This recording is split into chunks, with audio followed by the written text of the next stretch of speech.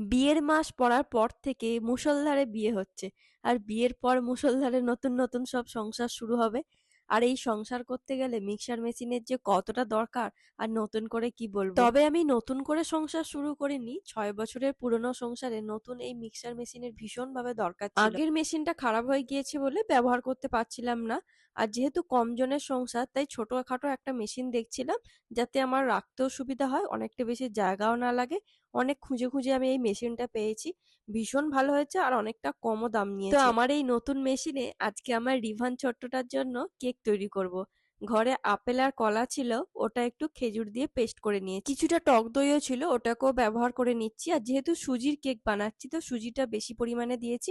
টক দই দিয়ে মেখে 10 মিনিট মতো রেখে দেব। আমি যে আপেলের খোসাগুলো ছাড়িয়েছিলাম না, ওগুলোকে ফেলবো না, জলে দিয়ে একটু ফুটিয়ে নিচ্ছি। ঠান্ডা করে ওই জলটা রিভানকে দেবো। আসলে বেবিরা জল খেতে না চাইলে একটু জলের স্বাদটা বদলে দিলে খেয়ে নেয়।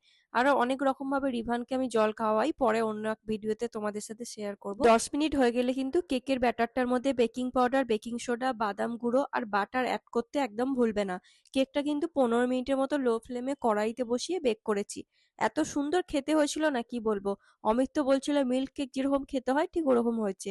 আর রিভানও কিন্তু বেশ পছন্দ করেছে। আর তোমাদের যদি এই নতুন মিক্সার গ্রাইন্ডারের লিংক লাগে, তোমরা কমেন্টে লিংক লিখে যেও, লিংক কিন্তু তোমরা পেয়ে যাবে।